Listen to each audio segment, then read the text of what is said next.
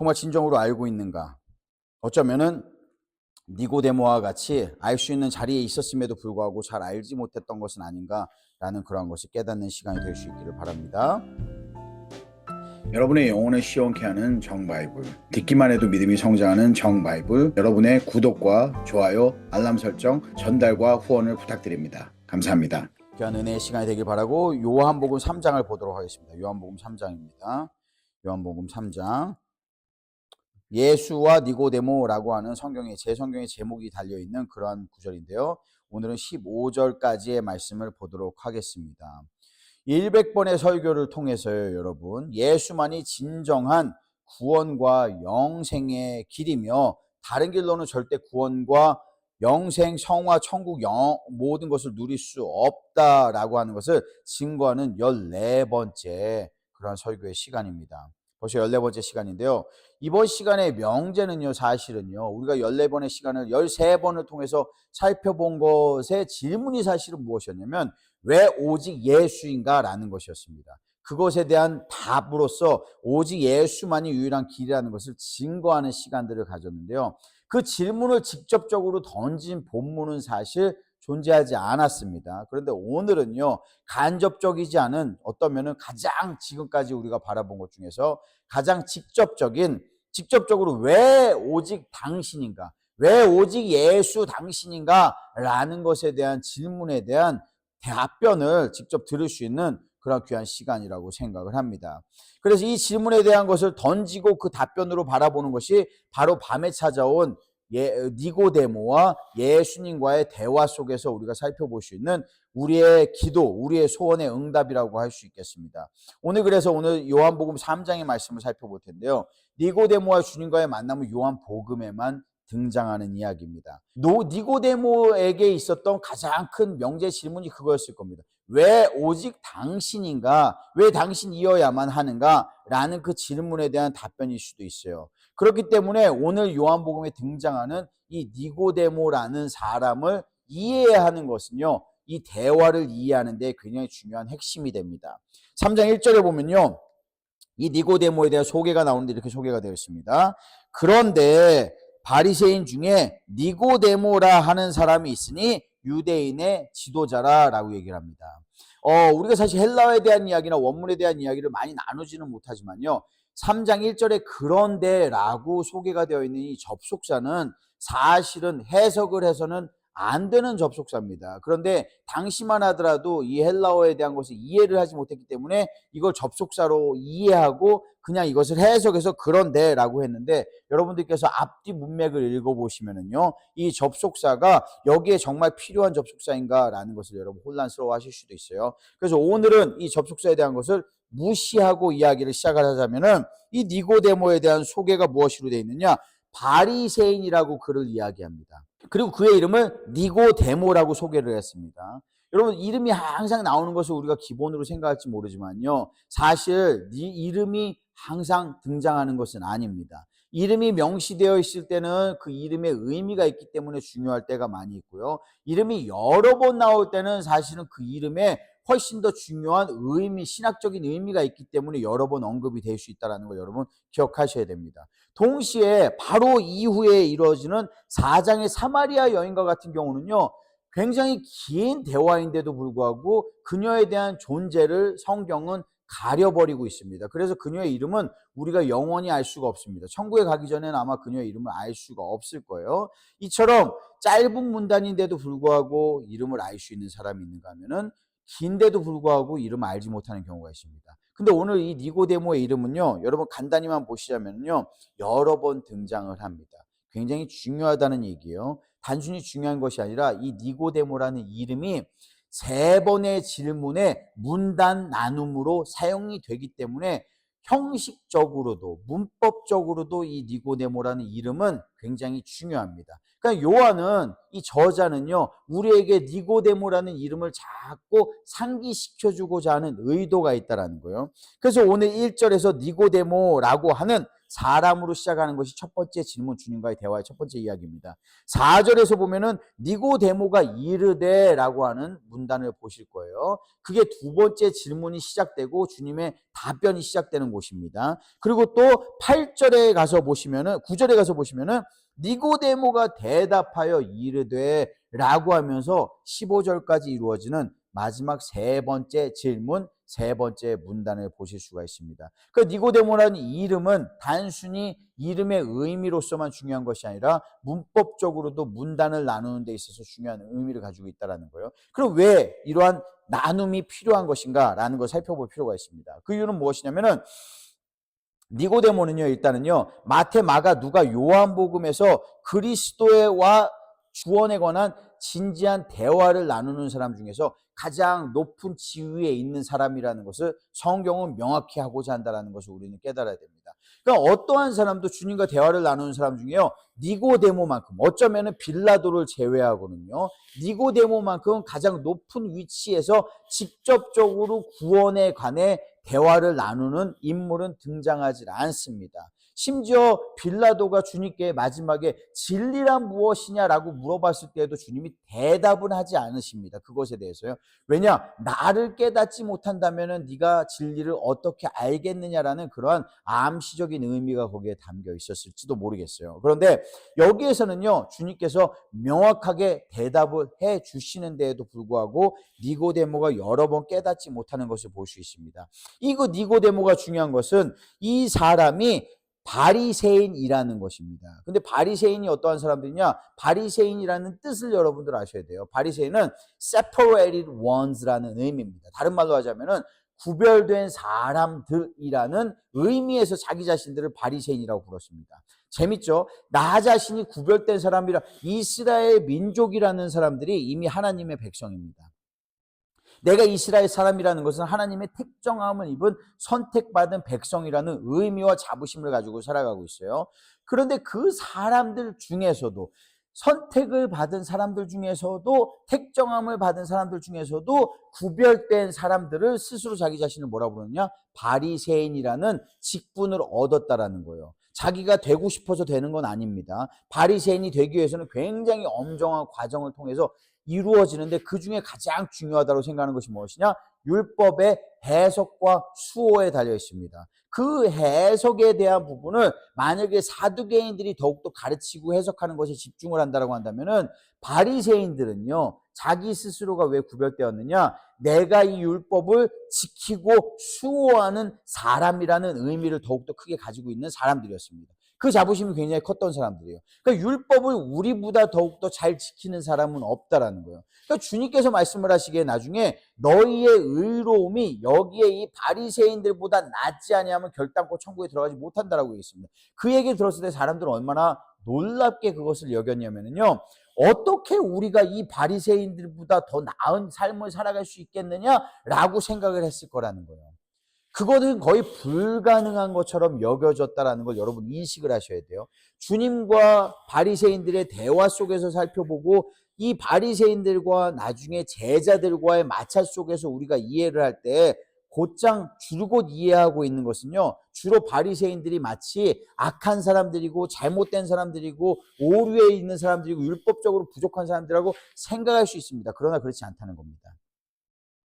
이들은 예수를 인식하지 못했기 때문에, 그리스도를 깨닫지 못하고 그 은혜의 의미를 알지 못했고, 구약에 대한 해석에 있어서 부족했기 때문에, 아직 은혜를 체험하지 못했기 때문에 어쩌면은 깨닫지 못했을 수 있었지 몰라도 자기 스스로는요, 정말 율법에 있어서는 하나님의 뜻을 온전히 이루고자 하는 모든 노력을 했던 사람들이라는 겁니다. 그리고 그 사람의 숫자가요, 아무리 많아도 학자들은 최대치가 6천 명에 불과했을 거라고요. 이스라엘 전체 민족 중에 6천 명이라고 생각을 해보십시오. 많은 숫자가 아닙니다. 그리고 이건 최대치의 숫자예요. 그 최대치 6천 명 중에 속했던 사람 중에 한 명이 바로 이 니고데모라는 사람입니다. 근데 그 바리새인에만 속한 것이 아니라 그를 뭐라고 또한 이야기하고요, 유대인의 지도자다라고 1절은 그를 묘사하고 있습니다. 유대인의 지도자라고 한다는 건요, 산헤드린 위원 중에 한 명이었다라는 의미를 갖습니다. 그 의미는 무엇이냐? 이 사람이 니고데모라는 사람이 놀랍게도 이스라엘이라는 특정한 민족에 속한 그 중에 일부에 불과한 세퍼레이된 일부에 나누어진 구별된 사람인 바리새인 6천 명 중에 한 명인데 그것도 부족한지 이 6천 명 중에서도 유대의 지도자라고 하는 산헤드린 위원이라고 하는 70명으로 속한 70명밖에 안 되는 사람들입니다. 이 유대 전체에 70명밖에 안 되는 요 사람의 지도자 중에 한 사람이었다라는 겁니다. 그런데 여러분 역사를 알면은요 이게 조금 더 흥미로운 것을 깨닫게 됩니다. 물론 성경에는 등장하지 않습니다. 그런데 너무나 명백한 역사이기 때문에 우리가 이것을 만약에 이 성경을 해석하는 데 조금 더 부여를 한다면요 무엇을 깨닫게 되느냐? 이 니고데모라는 이름이 실질적으로 어디서부터 등장을 하게 되는지를 우리는 깨달아야 된다는 겁니다. 기원전 63년도에 로마와 이 이스라엘이 계속적으로 이제 마찰이 전쟁이 이루어지고 이스라엘이 함락되기 전입니다. 계속 전쟁과 이러한 다툼이 이루어지고 있을 때 이스라엘에서 이 로마에다가 무엇을 파견하느냐? 엠베세더라고 하는, 그러니까 이 모든 것을 해결하고 중책하고 대화를 나누기 위한 가장 중요한, 우리말로 하면 사신 대사를 파견을 하게 됩니다. 그런데 그 대사의 가문의 이름이 무엇이냐? 성이 무엇이냐면 바로 니고데모라는 성을 가지고 있는 가문이라는 겁니다. 배경의 설명을 하는데 여러분 보십시오. 그가 밤에 예수께 와서 이르되, 이게 흔한 일일까요, 여러분? 밤중에 이 가장 높은 지위에 모든 것을 가진 그러한 사람이 밤중에 오는 의미, 이것을 가지고 여러 가지 논의가 있습니다. 왜 밤에 왔는지, 그가 부끄러워서, 그가 두려워서 남들에게 보일까봐, 아니면은 너무나 다급한 마음에, 너무나 간절한 마음에 낮이 되기까지 기다릴 수가 없어서, 이런 여러 가지 학자들의 논쟁과 의미가 있습니다. 그런데 그 의미를 사실은 다 알 수 없습니다. 어쩌면은 영원히 그 의미가 실제로 무엇인지 깨닫지 못할 수도 있어요. 그런데 한 가지 제가 더하고 싶은 것이 있습니다. 무엇이냐면은 요한이 그리고자 했던 굉장히 중요한 것을 우리가 놓치고 있는지도 모른다라는 것이에요. 그건 뭐냐? 밤에 찾아온 사람에 대한 의미가 중요한 것은요, 요한이 보여자고 하는 것은 두 가지 아주 신학적으로 중요한 의미가 있다라고 생각을 하는 것인데, 그건 뭐냐? 요한이 복음서를 통해서 계속적으로 보여주고자 하는 여러 가지 장면들이 있습니다. 그 장면 중에 공통되는 모습이 어디에 나와 있냐면 1장에 보면은요, 1장의 인트로 부분에 요한이 주님에 대해서 설명하는 내용이 나옵니다. 근데 거기에 아주 중요한 내용이 무엇이냐면은 빛이 어둠의 빛이 돼 어둠이 전혀 깨닫지 못했다라는 것입니다. 11절에 보면은 자기 백성에게 왔을 때 자기 백성이 그를 깨닫지 못하더라라고 하는 말이 계속적으로 일러스트레이트 돼서 요한복음에 흘러가고 있다라는 것을 우리는 봐야 됩니다. 그게 마리아와 마르다를 통해서도 나오고요. 여러 가지 그 베데스다 연못의 모습을 통해서도 보이고요. 여러 가지 모습을 통해서 그 모습들이 반복이 됩니다. 빛과 어둠의 대조가 굉장히 중요한 신학적인 의미를 가지고 있다는 거예요. 이 어둠에 찾아온 사람은 그 빛을 깨닫지 못한 사람이었습니다. 즉 light and darkness라고 하는, 여기에서 light and night라고 하는 이 중요한 대조적인 의미에는요, 이 빛과 어둠에 대한 대조, 그리고 정복자와 아무것도 가지지 않은 자에 대한 대조 속에서 이루어지는 구원에 대한 대화라는 것을, 여러분 이것을 놓치지 말아야 될 것이라고 생각을 합니다. 이런 중요한 의미를 가지고 있는데요, 이 빛과 어둠에 대한 것은요, 여기에서 끝나지 않고 계속적으로 반복이 되고, 맨 마지막에는 어디에서까지 우리가 볼 수 있느냐?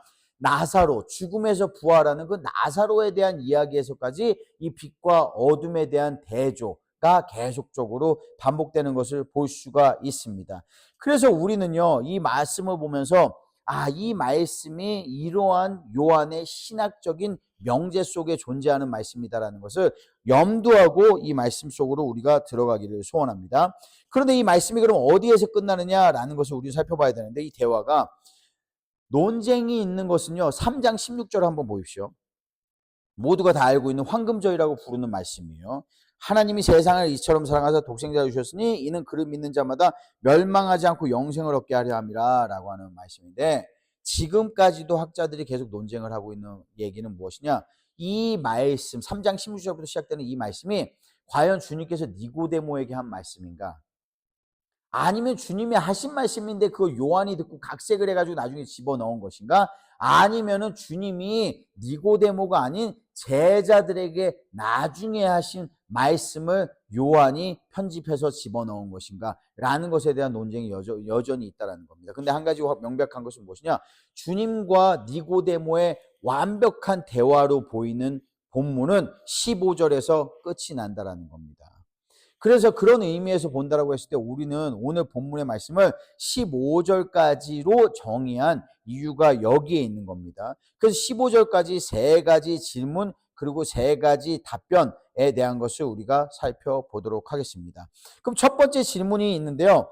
본문은 1장 1절부터 3장 1절부터 3장 3절까지의 말씀을 첫 번째 질문으로 삼습니다. 세 번째 답변을 2절과 3절을 읽으면 그가 밤에 와서 이르되 라삐여 우리가 당신은 하나님께로부터 오신 선생인 줄 아나이다. 당신이 하나님이 함께 하시지 아니하시면 당신이 행하시는 이 표적을 아무도 할 수 없음이니이다. 라고 지금 니고데모가 주님에 대한 표현입니다. 근데 주님은 여기에 질문이 없어요. 질문이 없는데 주님은 답변을 하십니다. 놀랍죠? 주님 뭐라고 답변하시냐? 예수께서 대답하여 이르시되 진실로 진실로 너에게 이르노니 사람이 거듭나지 아니하면 하나님 나라를 볼 수 없느니라 라고 이야기를 합니다. 니고데모의 마음속에는 이미 질문이 있었어요. 그런데 그 질문을 입 밖으로 내지 않습니다. 그걸 물어보기에는 자기 자신의 자존심인지 어떠한 이유인지 무엇인지 알 수 없습니다. 그러나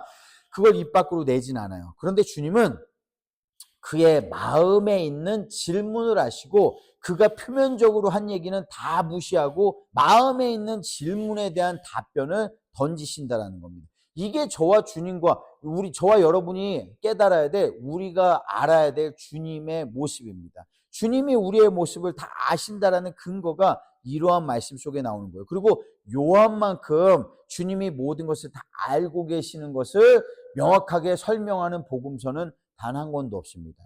여러분 마태, 마가, 누가복음을 읽어보면요, 주님께서 유다가 배반하게 될 것이라는 것을 마치 최후의 만찬 때 알고 그때 제자들에게 이야기하시는 것처럼 들립니다.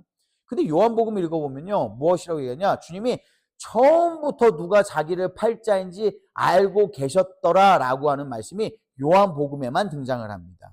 그러니까 요한복음은 주님께서 모든 것을 다 아시고 계시는 분이라는 것을 계속적으로 강조해서 그려내고 있다는 거예요. 그 그려내는 요한복음 속에 등장하는 오늘의 대화는 니고데모가 아무리 그것을 감추려고 한다고 하더라도, 저와 여러분이 우리의 마음을 아무리 감추려고 한다 하더라도 주님이 우리의 마음을 아신다라는 거죠. 그러면 우리는 생각해야 될 게 있습니다. 우리가 과연 우리의 마음속에 무엇을 소망하며 살아가야 될 것인가 라는 것에 대한 고민을 할 때 주님은 그 고민을 이미 알고 계신다라는 겁니다. 그러면 더욱더 두려운 것은 내가 진정으로 입으로 지금 여기에 얘기한 것처럼 내가 주님을 사랑합니다. 당신이 주님이라는 것을 나는 인정합니다. 당신이 하나님이 당신과 함께 하시지 않는다면 어떻게 당신이 이러한 일들을 행하실 수 있겠습니까? 당신은 나에게 완벽한 율법적인 선생입니다라고, 하늘로부터 온 선생입니다라고 표현하는 니고데모와 같은 그러한 표현들이 사실은 어쩌면 아무런 의미가 없는 것일 수 있다는 겁니다. 우리의 입술이 그러한 고백을 한다 하더라도 우리의 마음에 있는 것이 진정으로 이 주님을 믿고 있지 않다면 주님은 그 모든 것을 다 알고 계시다라는 겁니다. 니고데모가 이야기한 그 모든 것에 어떠한 질문도 담겨 있었지 않았지만 주님께서는 이미 그 질문을 하시고 대답하시는 모습을 볼 수 있어요. 그 첫째를 보시면은 그 질문 속에는요, 무엇이 담겼느냐? 니고데모의 생각에서는 주님이 완벽한 윤리적인 분, 가르침을 주시는 선생님, 하나님의 능력을 가지고 있는 자, 그러한 자처럼 보일 수 있었다는 거예요. 그런데 주님은 여기서 대답을 합니다. 그러한 그의 말에도 전혀 무관하게 이렇게 대답하시죠. 진실로 진실로 너에게 이르노니 사람이 거듭나지 아니하면 하나님의 나라를 볼 수 없느니라 라고 얘기합니다. 여러분 잘 보셔야 됩니다. 여기서요. 왜 잘 봐야 되냐면은 하나님의 나라에 대한 질문을 던지지 않았습니다. 니고데모는. 주님은 답변하기를 하나님의 나라를 볼 수 없다라고 했어요. 그런데 5절에 가면은 더욱더 명백해집니다. 뭐라고 그냥 주님께서 얘기하시되 하나님의 나라에 들어갈 수 없다라고 얘기를 합니다. 5절에 보시면요. 나중에 그리고 마지막 최종 답변이라고 하는 15절에 보시면은 그에게 얘기를 영생을 얻을 수 없다라고 한다라는 표현을 합니다. 즉 그러니까 이 모든 대화의 세 개의 답변은 무엇이냐면은 하나님의 나라를 볼 수 있는 자, 하나님의 나라에 들어갈 수 있는 자, 그리고 영생을 얻는 자가 누구인가라는 것을 이야기하는 답변이라는 것입니다.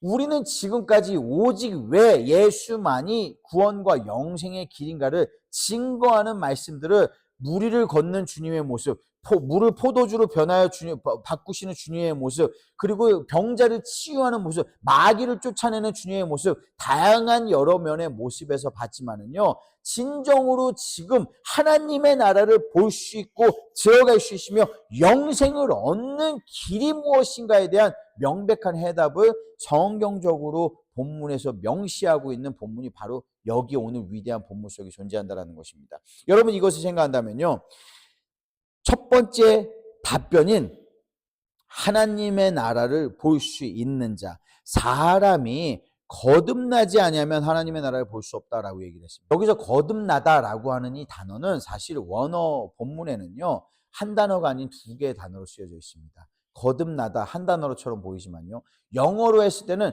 reborn이라고 이게 표현이 됩니다. 영어 번역이 주로 그렇게 되어 있어요. 만약에 네가 rebirth, reborn, 새롭게 태어나지, 거듭나지 않는다면 Are you born again Christian이라고 물어보잖아요. reborn 했냐, born again 했느냐라고 물어보는 표현이 거기 있는 겁니다. 만약에 거듭나지 않았다면. 그런데 원어에서는 뭐라고 실었으냐, 게나오라는 단어와 아노센이라는 단어가 쓰여져 있습니다. 전치사가요. 게나오라는 단어와 아노센이라는 이 전치사가 쓰여진 합성어와 같은 번역입니다. 사실 합성어가 아닌데도 불구하고요. 그런데 이 단어를 살펴보면 무엇을 알아야 되느냐? 거듭난다, 다시 태어난다 라고 번역을 했어요. 그런데 아노센이라는 단어는요, again이라고 번역이 될 수는 있지만 사실 좀 더 명확한 이 단어의 의미는 again이라고 하는 부사가 아닙니다. 사실은 위로부터라는 의미를 가진 전치사의 어원이 훨씬 더 강한 의미를 가지고 있어요.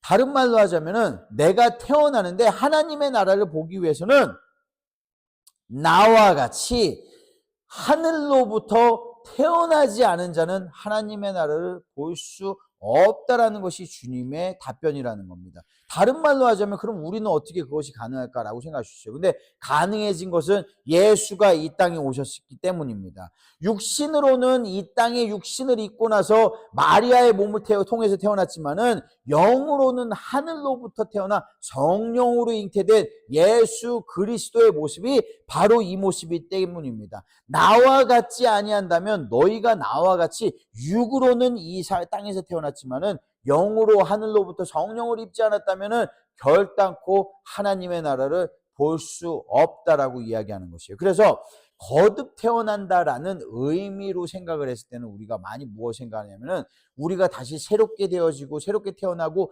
우리의 노력으로 무엇인가를 해야 되는 것처럼 율법처럼 윤리적으로 들릴 수 있습니다. 그런데 주님이 이야기하시는 것은요, 하늘로부터 내가 태어난 것, 내가 원한다고 해서 하늘로부터 태어날 수 있습니까? 태어날 수 없어요. 우리가 가질 수 있는 유일한 우리의 현상은요, 이 땅에서 우리가 육을 입고 있는 이 자체, 우리가 이 땅에 살아가고 있는 이 모습 외에는 우리가 바라거나 우리가 얻을 수 있는 것, 우리의 노력으로 구할 수 있는 것은 아무것도 없습니다. 그런데 하나님의 은혜가 계시다면은 우리가 영으로 다시 태어날 수 있는 그 덧입음을 입을 수 있다라는 것입니다. 그게 바로 주님께서 다시 두 번째 대답해 줄 주님의 말씀인데요. 그런데 니고데모도 우리와 같은 생각을 했을지도 몰라요. 왜냐? 니고데모 이렇게 얘기합니다. 4절에 보면은 니고데모 이르되 사람이 늙으면 어떻게 날 수 있사옵나이까? 두 번째 모태에 들어갔다가 날 수 있사옵나이까? 라고 물어봅니다. 너무나 당연한 질문이에요. 다른 말로 하자면은 니고데모가 할아버지 굉장히 나이 든 모습의 그런 그림이 그려져 있잖아요. 이게 아주 어쩌면은 성경적인 그러한 묘사일 거라고 생각해요. 산헤드린 의원이라면은 굉장히 나이 든 지긋한 할아버지의 모습이었을 거예요. 근데 예수님은 젊은 청년입니다. 이 나이가 한참 드는 할아버지가 이 밤에 찾아와 가지고 젊은 청년을 찾아와 가지고 그 선지자라고 하는 이 예수에게 질문하는데 예수가 질문하게 하늘로부터 네가 새롭게 태어나지 않는다라고 하면은 결단코 하나님의 나라를 볼 수 없다라고 얘기를 하는 거예요. 나는 하나님의 나라 속에 살아가고 있다라고 지금까지 믿고 살았어요. 왜? 나는 유대인이며 바리새인이며 산헤드린 위원이며 게다가 니고데모 가문의 나는 사람이기 때문에 내가 만약에 하나님의 나라를 볼 수 없다면 과연 누가 볼 수 있을까라고 생각했어요. 그런데 내 나이가 지긋하도록 마지막 때에 와서 지금 내가 질문하고 이 듣는 답변은 무엇이냐? 내가 이 나이에 그렇다면 나한테 희망이 있을까?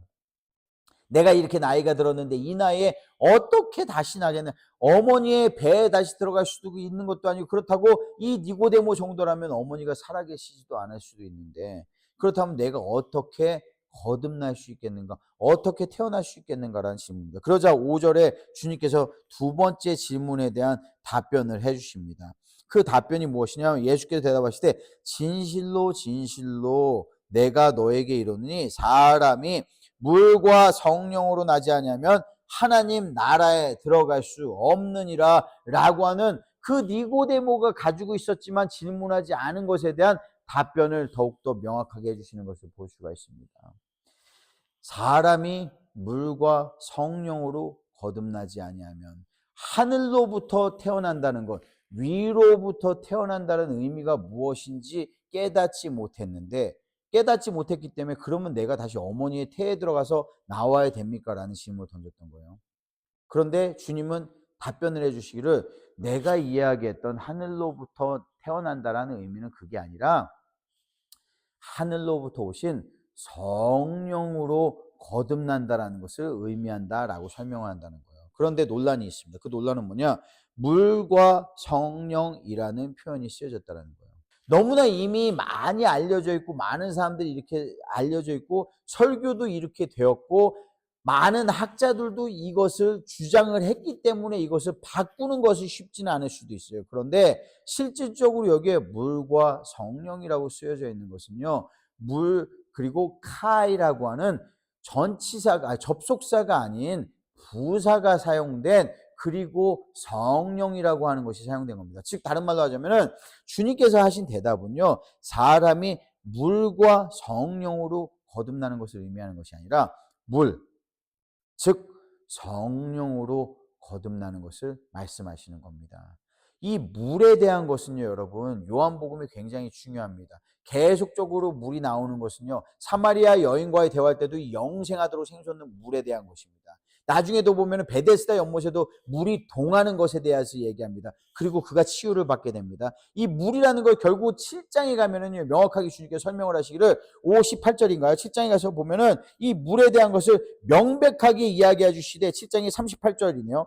38절, 39절에 보면은 내 배에서 나오는 생수의 강, 곧 그 성령을 너희가 받아야 한다라고 하는 그 말씀을 설명을 해주시는 것을 볼 수가 있습니다. 그렇기 때문에 이 요한복음에 등장하는 것은요, 이 물의 의미는 그냥 우리가 흔히 얘기하는 것처럼 깨끗하게 되어지는 그것을 의미하는 것이 아니라 니고데모에게 지금 하신 이 말씀은 물, 네가 그것을 받아야 되는데 네가 회개하여 거듭나여 성령을 받는 그 의미라는 것이 아니라 물, 곧 하나님이 주시는 그 성령을 받아야만 이루어질 수 있다는 겁니다. 그 구원이 그래야만 거듭날 수 있다는 것입니다.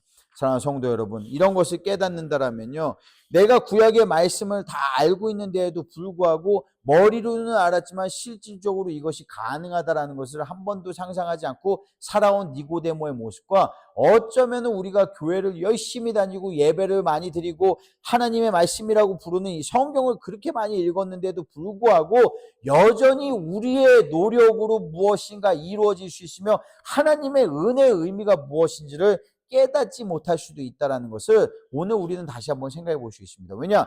니고데모와 같은 사람이 깨닫지 못했다면요, 어쩌면은 정말 많은 현대의 교인들이 이 진리를 깨닫는 것이 어려울 수도 있다는 거예요. 그래서 하나님께서 너희가 이 어린아이와 같이 순수하고 겸손한 모습이 아니라면은 결단코 천국에 들어갈 수 없다라고 하신 말씀이 어떤 의미인가 우리는 다시 한번 생각해 볼 수 있을 거라고 믿습니다. 여러분 9절에 이제 11절에서부터 보면은요, 주님께서 세 번째 답변을 하시는 것의 모습을 볼 수가 있는데, 그 답변의 마무리가 되는 모습이요, 이제는 지금까지 사용했던 3인칭 단수형인 예수의 답변이 아닌, 보십시오, 11절에 보면 진실로 진실로 너에게 이르노니 그러나 너희가 우리의 증언을 믿지 아니하니 라고 이야기하는 것을 볼 수가 있습니다. 즉 이제 마지막 결론에 이르러서 주님께서 하시고 있는 말씀은 무엇이냐면은, 내가 그 성령과 함께하는 그 자라는 것을 주님께서 말씀을 하고 계시는 겁니다. 이렇게 그 화자의 모습이 바뀌면서요, 주님께서 그 니고데모에게 이야기를 하죠. 니고데모는 여전히 혼란스러울 거예요. 그러기에 9절에 보면은 니고데모가 주님께 대답하여 이르시되 어떻게 그런 일이 일어날 수 있습니까? 어떻게 성령으로 다시 태어날 수가 있습니까? 구약에 있는 분명히 말씀에 만민에게 내 영을 부어준다는 말씀이 있는데에도 불구하고 머리로는 그 말씀을 알지만은 마음으로 체험으로 깨닫지 못했다라는 것입니다. 그런데요, 여러분 10절에 보시면 주님께서 예수께서 그에게 이르시되 너야말로 이스라엘의 선생인데 네가 그것을 깨닫지 못하느냐.